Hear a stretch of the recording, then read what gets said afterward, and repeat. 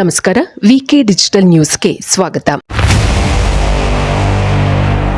ನಾಡಪ್ರಭು ಕೆಂಪೇಗೌಡರ ಜಯಂತಿಯನ್ನು ನಗರದ ವಿವಿಧೆಡೆ ಶುಕ್ರವಾರ ಸಂಭ್ರಮದಿಂದ ಆಚರಿಸಲಾಯಿತು. ಬೆಂಗಳೂರಿಗೆ ಅವರು ನೀಡಿದ ಕೊಡುಗೆ ಹಾಗೂ ಅವರ ದೂರದೃಷ್ಟಿ ಚಿಂತನೆಗಳನ್ನು ಸ್ಮರಿಸಲಾಯಿತು. ರಾಜ್ಯ ಸರ್ಕಾರ, ಬಿಬಿಎಂಪಿ ಜೊತೆಗೆ ವಿವಿಧ ಸಂಘ ಸಂಸ್ಥೆಗಳು ಅದ್ದೂರಿಯಾಗಿ ಕೆಂಪೇಗೌಡರ ಜಯಂತಿಯನ್ನು ಆಚರಿಸಿದವು. ಬೆಂಗಳೂರಿನ ವಿವಿಧೆಡೆ ಕೆಂಪೇಗೌಡ ಅವರ ಪ್ರತಿಮೆಗೆ ಮಾಲಾರ್ಪಣೆ, ಪುಷ್ಪ ನಮನ ಸಲ್ಲಿಸಲಾಯಿತು. ವಿಜಯ ಸೇನೆ ವತಿಯಿಂದ ಮೈಸೂರು ಬ್ಯಾಂಕ್ ವೃತ್ತದಲ್ಲಿ ಜಯಂತಿ ಆಚರಿಸಲಾಯಿತು. ಮಂಟಪ ನಿರ್ಮಿಸಿ ಕೆಂಪೇಗೌಡರ ಪ್ರತಿಮೆಯನ್ನು ಇರಿಸಲಾಗಿತ್ತು. ಕೆಆರ್ ರಸ್ತೆಯಲ್ಲಿರುವ ರಾಜ್ಯ ಒಕ್ಕಲಿಗರ ಸಂಘದ ಆವರಣದಲ್ಲಿ ಜಾನಪದ ಕಲಾ ತಂಡಗಳ ನೃತ್ಯ ವೈಭವದೊಂದಿಗೆ ಆಚರಿಸಲಾಯಿತು. ಸಂಘದ ಆವರಣದಲ್ಲಿದ್ದ ಕೆಂಪೇಗೌಡರ ಪುತ್ಥಳಿಗೆ ಕ್ರೇನ್ ಮೂಲಕ ಹಾರ ಹಾಕಿ ನಮಿಸಲಾಯಿತು. ಬಳಿಕ ನಡೆದ ಮೆರವಣಿಗೆಯಲ್ಲಿ ಡೊಳ್ಳು ಕುಣಿತ, ಕಂಸಾಳೆ, ವೀರಗಾಸೆ ಸೇರಿ ವಿವಿಧ ಜಾನಪದ ಕಲಾ ಪ್ರಕಾರಗಳು ಮೆರುಗು ನೀಡಿದವು. ಕೆಂಪೇಗೌಡ ವೈದ್ಯಕೀಯ ವಿಜ್ಞಾನ ಸಂಸ್ಥೆಯ ವಿದ್ಯಾರ್ಥಿಗಳು ಮೆರವಣಿಗೆಯಲ್ಲಿ ಜೊತೆಗೂಡಿದ್ದರು. ಬೆಂಗಳೂರಿನ ಕೆಂಪೇಗೌಡ ಅಭಿವೃದ್ಧಿ ಪ್ರಾಧಿಕಾರ, ಗ್ರೇಟರ್ ಬೆಂಗಳೂರು ಪ್ರಾಧಿಕಾರ ಮತ್ತು ಕನ್ನಡ ಮತ್ತು ಸಂಸ್ಕೃತಿ ಇಲಾಖೆಯ ವತಿಯಿಂದ ಶುಕ್ರವಾರ ನಾಡಪ್ರಭು ಕೆಂಪೇಗೌಡರ 516ನೇ ಜಯಂತಿ ಆಚರಣೆ ಜರುಗಿತು. ಕಾರ್ಯಕ್ರಮವನ್ನು ಮುಖ್ಯಮಂತ್ರಿ ಸಿದ್ದರಾಮಯ್ಯ ಹಾಗೂ ಉಪಮುಖ್ಯಮಂತ್ರಿ ಡಿಕೆ ಶಿವಕುಮಾರ್ ಉದ್ಘಾಟಿಸಿದರು. ಈ ಸಂದರ್ಭದಲ್ಲಿ ಕೆಂಪೇಗೌಡ ಅಂತಾರಾಷ್ಟ್ರೀಯ ವಿಮಾನ ನಿಲ್ದಾಣ ಪ್ರಾಧಿಕಾರದ ವ್ಯವಸ್ಥಾಪಕ ನಿರ್ದೇಶಕ ಹರಿ ಮರಾರ್ ಹಾಗೂ ಮೈಸೂರು ಸ್ಯಾಂಡಲ್ ಸೋಪ್ ಸಂಸ್ಥೆಯ ವ್ಯವಸ್ಥಾಪಕ ನಿರ್ದೇಶಕ ಪ್ರಶಾಂತ್ ಅವರಿಗೆ ಪ್ರಶಸ್ತಿ ನೀಡಿ ಗೌರವಿಸಲಾಯಿತು. ಸಮಾರಂಭದಲ್ಲಿ ಸಚಿವರಾದ ಕೃಷ್ಣ ಬೈರೇಗೌಡ, ಶಿವರಾಜ್ ತಂಗಡಗಿ, ಕೆಎಚ್ ಮುನಿಯಪ್ಪ, ಎಚ್ಸಿ ಮಹದೇವಪ್ಪ, ಸುತ್ತೂರು ಮಹಾಸಂಸ್ಥಾನದ ಶಿವರಾತ್ರಿ ದೇಶಿಕೇಂದ್ರ ಶ್ರೀಗಳು, ಆದಿಚುಂಚನಗಿರಿ ಮಹಾಸಂಸ್ಥಾನದ ಡಾ ನಿರ್ಮಲಾನಂದ ಶ್ರೀಗಳು, ಸ್ಫಟಿಕಪುರಿ ಮಹಾಸಂಸ್ಥಾನದ ನಂಜಾವಧೂತ ಶ್ರೀಗಳು ಹಾಜರಿದ್ದರು. ಮಲೆ ಮಹದೇಶ್ವರ ಬೆಟ್ಟದಲ್ಲಿ 5 ಹುಲಿಗಳ ಸಾವಿಗೆ ವಿಷಪ್ರಾಶನವೇ ಕಾರಣ ಅನ್ನುವುದು ಮರಣೋತ್ತರ ಪರೀಕ್ಷೆಯಲ್ಲಿ ದೃಢಪಟ್ಟಿದೆ. ಕಿಡಿಗೇಡಿಗಳು ಸತ್ತ ಹಸುವಿನ ಕಳೆಬರದಲ್ಲಿ ವಿಷವನ್ನು ಹಾಕಿ ತಾಯಿ ಹುಲಿ ಹಾಗೂ 4 ಮರಿ ಹುಲಿಗಳನ್ನು ಕೊಂದಿರುವುದಾಗಿ ಮುಖ್ಯ ಅರಣ್ಯ ಸಂರಕ್ಷಣಾಧಿಕಾರಿ ಹೀರಾಲಾಲ್ ಖಚಿತಪಡಿಸಿದ್ದಾರೆ. ಈ ನಡುವೆ ತನಿಖೆ ಚುರುಕುಗೊಳಿಸಿದ ಅರಣ್ಯಾಧಿಕಾರಿಗಳು ಹುಲಿಗಳಿಗೆ ವಿಷ ಹಾಕಿದ್ದ ದುಷ್ಕರ್ಮಿಯೊಬ್ಬ ಸೇರಿ 6 ಜನರನ್ನು ವಶಕ್ಕೆ ಪಡೆದಿದ್ದಾರೆ. ಹಸುಗಳ ಮೇಲೆ ಹುಲಿ ದಾಳಿಯಿಂದ ಕೋಪಗೊಂಡಿದ್ದ ಮಾಲೀಕ ಕಳ್ಳೆಬ್ಬೆ ದೊಡ್ಡಿ ಗ್ರಾಮದ ಶಿವಣ್ಣ ಹಸುವಿನ ಕಳೆಬರಕ್ಕೆ ವಿಷವನ್ನು ಸಿಂಪಡಣೆ ಮಾಡಿದ್ದ.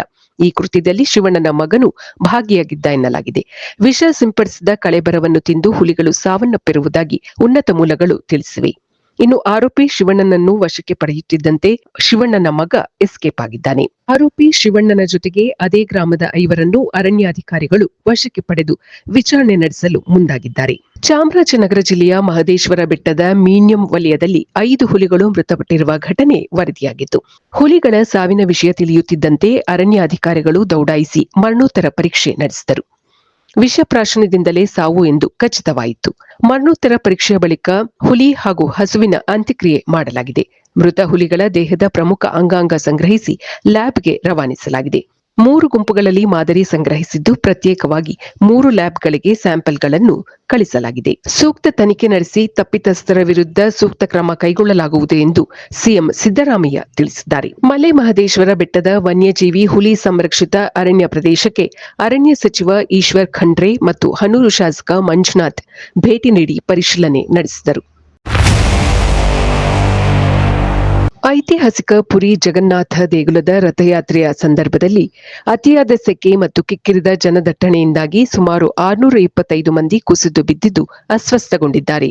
ಅಸ್ವಸ್ಥಗೊಂಡವರನ್ನು ಜಿಲ್ಲಾಸ್ಪತ್ರೆಗೆ ಸೇರಿಸಲಾಗಿದ್ದು 70 ಮಂದಿ ಚಿಕಿತ್ಸೆ ಪಡೆಯುತ್ತಿದ್ದಾರೆ. ಈ ಪೈಕಿ 9 ಮಂದಿಯ ಸ್ಥಿತಿ ಗಂಭೀರವಾಗಿದೆ. ಜಗನ್ನಾಥ, ಅಣ್ಣ ಬಲಭದ್ರ ಹಾಗೂ ತಂಗಿ ಸುಭದ್ರಾ ದೇವಿಯ ರಥಯಾತ್ರೆಯ ಸಂದರ್ಭದಲ್ಲಿ ಜನದಟ್ಟಣೆ ಹೆಚ್ಚಾಗಿದ್ದರಿಂದ ಕಾಲ್ತುಳಿತ ಸಂಭವಿಸಿದೆ. ಬಲಭದ್ರನ ತಾಳಧ್ವಜ ರಥ ಎಳೆಯುವ ವೇಳೆ ವಿಳಂಬವಾಗಿತ್ತು. ಇದರಿಂದ ರಥಯಾತ್ರೆ ಮಾರ್ಗದ ತಿರುವಿನಲ್ಲಿ ಬಹಳಷ್ಟು ತೊಂದರೆ ಉಂಟಾಗಿತ್ತು. ಈ ವೇಳೆ ರಥ ನಿಂತಿದ್ದರಿಂದ ಕಾಲ್ತುಳಿತ ಸಂಭವಿಸಿತು ಎಂದು ಪ್ರತ್ಯಕ್ಷದರ್ಶಿಯೊಬ್ಬರು ತಿಳಿಸಿದ್ದಾರೆ. ಗಾಯಾಳುಗಳನ್ನು ಆಸ್ಪತ್ರೆಗೆ ದಾಖಲಿಸಲಾಗಿದ್ದು, ಸ್ಥಳೀಯ ಆಡಳಿತದ ಸಿಬ್ಬಂದಿ ಮತ್ತು ಖಾಸಗಿ ಸಂಘ ಸಂಸ್ಥೆಗಳ ಸ್ವಯಂ ಸೇವಕರು ಇದಕ್ಕೆ ನೆರವಾಗಿದ್ದಾರೆ.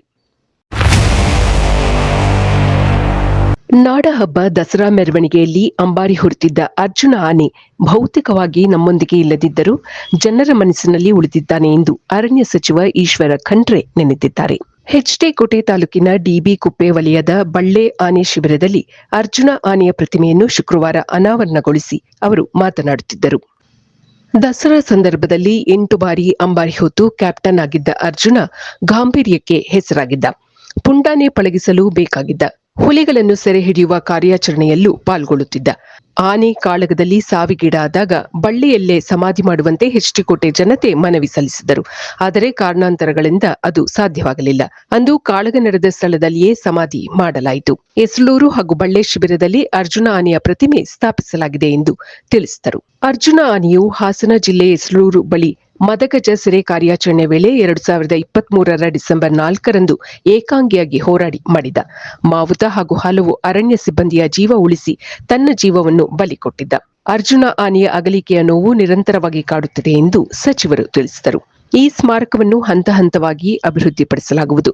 ಅರ್ಜುನ ಆನೆ ಪಾಲ್ಗೊಂಡ ವಿವಿಧ ಕಾರ್ಯಾಚರಣೆಗಳ ಚಿತ್ರ, ದಸರಾ ಮಹೋತ್ಸವದ ಅಪರೂಪದ ಕ್ಷಣಗಳ ಚಿತ್ರ ಎಲ್ಲವನ್ನೂ ಇಲ್ಲಿ ಪ್ರದರ್ಶಿಸಿ ಅರ್ಜುನ ಆನೆಯ ಶೌರ್ಯ ಸಾಹಸ ಎಲ್ಲರಿಗೂ ತಿಳಿಯುವಂತೆ ಮಾಡಲಾಗುವುದು ಎಂದು ಈಶ್ವರ ಖಂಡ್ರೆ ಮಾಹಿತಿ ನೀಡಿದರು. ಅರ್ಜುನ ಆನೆಯ ಪ್ರತಿಮೆ 2.98 ಮೀಟರ್ ಎತ್ತರವಿದೆ, 3.74 ಮೀಟರ್ ಉದ್ದ ಇದೆ, 650 ಕೆಜಿ ತೂಕವಿದೆ. ಆನೆಯ ಶೌರ್ಯ ಮತ್ತು ಸಾಧನೆಯನ್ನು ಎಲ್ಲರಿಗೂ ತಿಳಿಸಲು ಮುಂದಿನ ದಿನಗಳಲ್ಲಿ ಯೋಜನೆಯನ್ನು ಬಳ್ಳಿಯಲ್ಲೇ ರೂಪಿಸಲಾಗುವುದು ಎಂದು ಅರಣ್ಯ ಸಚಿವರು ತಿಳಿಸಿದರು. ಶಾಸಕ ಅನಿಲ್ ಚಿಕ್ಕಮಾದು ಅವರು ಮಾತನಾಡಿ, ಅರ್ಜುನ ಆನೆ ಪ್ರತಿಮೆ ಸ್ಥಾಪನೆಯು ಮುಖ್ಯಮಂತ್ರಿಯವರ ವಿಶೇಷ ಕಾಳಜಿಯಿಂದ ಸಾಧ್ಯವಾಗಿದೆ. 20 ಲಕ್ಷ ರೂಪಾಯಿ ವೆಚ್ಚದಲ್ಲಿ ನಿರ್ಮಾಣ ಮಾಡಲಾಗಿದೆ. ಮಂಗಳೂರು ಮೂಲದ ಶಿಲ್ಪಿ ಧನಂಜಯ ಅವರು ಪ್ರತಿಮೆಯನ್ನು ಉತ್ತಮವಾಗಿ ಮಾಡಿದ್ದಾರೆ ಎಂದು ಅನಿಲ್ ಚಿಕ್ಕಮಾದು ತಿಳಿಸಿದರು. ವಂಶವನ್ನು ಮುಂದುವರಿಸಲು ಮೃತ ಅವಿವಾಹಿತ ಮಗನ ಸಂರಕ್ಷಿಸಿರುವ ವೀರ್ಯವನ್ನು ಫರ್ಟಿಲಿಟಿ ಕೇಂದ್ರದಿಂದ ಪಡೆಯಲು ಅಧಿಕಾರ ಕೋರಿ ತಾಯಿಯೊಬ್ಬರು ಬಾಂಬೆ ಹೈಕೋರ್ಟ್ ಮೆಟ್ಟಲೇರಿದ್ದಾರೆ. ಅರ್ಜಿಯ ವಿಚಾರಣೆ ಮುಗಿಯುವವರೆಗೂ ವೀರ್ಯವನ್ನು ಹಾಳಾಗದಂತೆ ಹಿಪ್ಪುಗಟ್ಟಿದ ಮಾದರಿಯಲ್ಲೇ ಸಂರಕ್ಷಿಸಿಡುವಂತೆ ಕೋರ್ಟ್ ಆದೇಶಿಸಿದೆ. ಕ್ಯಾನ್ಸರ್ ಪೀಡಿತ ಪುತ್ರ ಕಿಮೋಥೆರಪಿಗೆ ಹೋಗುವಾಗ ತನ್ನ ವೀರ್ಯವಿರುವ ದ್ರವವನ್ನು ಸಂಗ್ರಹಿಸಲು ಸೂಚಿಸಿದ್ದ. ಒಂದೊಮ್ಮೆ ತಾನು ಮರಣ ಹೊಂದಿದರೆ ಅದನ್ನು ನಾಶ ಮಾಡುವಂತೆಯೂ ಫರ್ಟಿಲಿಟಿ ಕೇಂದ್ರಕ್ಕೆ ತಿಳಿಸಿದ್ದ. ಆದರೆ ಈಗ ಮಗನ ವೀರ್ಯವನ್ನು ನೀಡುವಂತೆ ತಾಯಿ ಕೇಳಿದ್ದು ಅದಕ್ಕೆ ಫರ್ಟಿಲಿಟಿ ಕೇಂದ್ರವು ನಿರಾಕರಿಸಿದೆ. ನ್ಯಾಯಾಲಯದಿಂದ ಅಧಿಕಾರ ಪಡೆಯುವಂತೆ ಅದು ಸೂಚಿಸಿದೆ. ಈ ಹಿನ್ನೆಲೆಯಲ್ಲಿ ತಾಯಿ ಹೈಕೋರ್ಟ್ ಮೊರೆ ಹೋಗಿದ್ದಾರೆ. ಅರ್ಜಿಯ ವಿಚಾರಣೆಗೆ ಅಂಗೀಕರಿಸಿದ ಕೋರ್ಟ್ ವಿಚಾರಣೆ ಮುಗಿಯುವವರೆಗೂ ವೀರ್ಯವನ್ನು ಹೆಪ್ಪುಗಟ್ಟಿದ ರೀತಿಯಲ್ಲಿಯೇ ಸಂಗ್ರಹಿಸಿಡುವಂತೆ ಫರ್ಟಿಲಿಟಿ ಕೇಂದ್ರಕ್ಕೆ ಸೂಚಿಸಿದೆ. ಮುಂದಿನ ವಿಚಾರಣೆಯನ್ನು ಜೂನ್ 30ಕ್ಕೆ ನಿಗದಿಪಡಿಸಿದೆ. ಫೆಬ್ರವರಿಯಲ್ಲಿ ಮರಣ ಹೊಂದಿದಾಗ ಆ ವ್ಯಕ್ತಿ ಅವಿವಾಹಿತನಾಗಿದ್ದ. ಮಗ ಕುಟುಂಬ ಸದಸ್ಯರೊಂದಿಗೆ ಸಮಾಲೋಚಿಸದೆ ಮರಣದ ಬಳಿಕ ಸಂರಕ್ಷಿಸಿರುವ ವೀರ್ಯವನ್ನು ನಾಶ ಮಾಡಲು ಒಪ್ಪಿಗೆ ಪತ್ರ ಬರೆದುಕೊಟ್ಟಿದ್ದಾನೆ ಎಂದು ತಾಯಿ ವಾದಿಸಿರುವುದನ್ನು ನ್ಯಾಯಾಲಯ ಪರಿಗಣನೆಗೆ ತೆಗೆದುಕೊಂಡಿದೆ. ದೇಶ ವಿದೇಶಗಳಿಗೆ ಹಾಗೂ ಪ್ರೇಕ್ಷಣೀಯ ಸ್ಥಳಗಳಿಗೆ ಅತ್ಯುತ್ತಮವಾದ ಟ್ರಾವೆಲ್ಸ್ ಅಂದರೆ ಅದು Vikram travels and resort India private limited. ಹೆಚ್ಚಿನ ಮಾಹಿತಿಗಾಗಿ ಸಂಪರ್ಕಿಸಿ 9611375852, 9880725851, 08023461222 ಹಾಗೂ 23462660. ಇದು ಈವರೆಗಿನ ಸುದ್ದಿಗಳು. ಮತ್ತಷ್ಟು ಸುದ್ದಿಗಳಿಗಾಗಿ ನೋಡ್ತಾ ಇರಿ ವಿಕೆ ಡಿಜಿಟಲ್ ನ್ಯೂಸ್. ವೀಕ್ಷಕರೇ, ವಿಕೆ ಡಿಜಿಟಲ್ ನ್ಯೂಸ್ ಯೂಟ್ಯೂಬ್ ಚಾನಲ್ ಅನ್ನು ಲೈಕ್ ಮಾಡಿ, ಸಬ್ಸ್ಕ್ರೈಬ್ ಮಾಡಿ ಮತ್ತು ಹೆಚ್ಚಿನ ಜನರಿಗೆ ಶೇರ್ ಮಾಡಿ.